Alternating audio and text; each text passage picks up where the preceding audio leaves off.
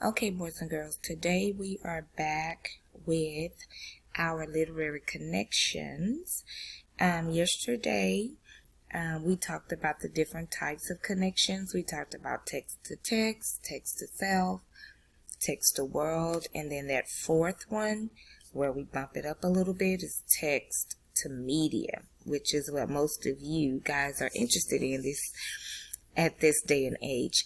But today I wanted to just review the main three and then tell you which one that we are going to focus on today. Okay. Just to review text-to-text connections, though that's when you are reading one text and it causes you or reminds you of something else that you've read before, whether it be the characters are similar or the problems that the characters face in the story that are similar. It could be the setting in the story. Okay, so when you have a text-to-text connection, that means you're reading one story and it reminds you of something else that you've read. Okay.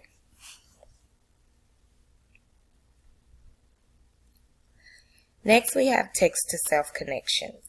And when we are looking at text-to-self, that means we're reading a story and it reminds us of something that we've experienced or something that we've been through.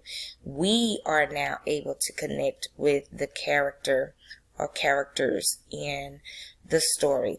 Again, it could be the setting, it could be a problem, it could be a fun memory that the character is sharing with us as the reader. And it may cause us to think about something that we've experienced or an event that we've shared. Next is text to world. And this is where when we're reading a text, it reminds us of something that's happening in the real world, okay? And so, for example, if you're reading a text, it could be a nonfiction text, and you may be reading about global warming, right? And then you hear of some examples of the effects of global warming that are happening in California with wildfires and all these other things, and you can make that connection and go, oh, they talked about wildfires in this nonfiction book that I'm reading, and that is something that's actually really happening in the world in another state, right?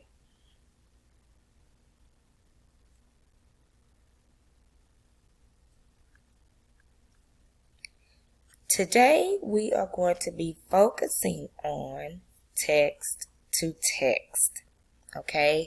Yesterday you guys focused on text to self, right? And so today you're going to focus on text to text. You are going to be listening to two stories. The first one is a sweet little short story called Leon and Bob, and the second story is titled Jessica. And I'll go ahead and show you what those look like. Okay, these are the covers of the two books that you're going to listen to today. Now, I know you may be thinking, okay, once you listen to them, Ms. Johnson, these stories are really, really short, and we are used to reading, longer pieces of text. And I get that, but I just want you to really get a firm understanding of how to actually make the connections, right? And then we will work our way back up to the lengthier stories. But I thought that this would be a really good opportunity for you to get some practice in connecting. Now remember, when you're making those text-to-text connections, you can also make connections with the theme. There may be a lesson, right, that the author is trying to teach, and the lesson may be the same in both books, but they're by different authors. So I want you to be thinking about all of the different ways that these two books can be connected, okay? So how are we going to do that today? You are going to be completing a short little graphic organizer, making text-to-text connections, and I'll show you what that looks like here in just a second. Okay, this is going to be the graphic organizer that you are going to use today to practice making connections between Leon and Bob and the story Jessica. Okay, and so how you're going to use it, it says here, I read, and then you see the arrow pointing here to the cloud, and I thought.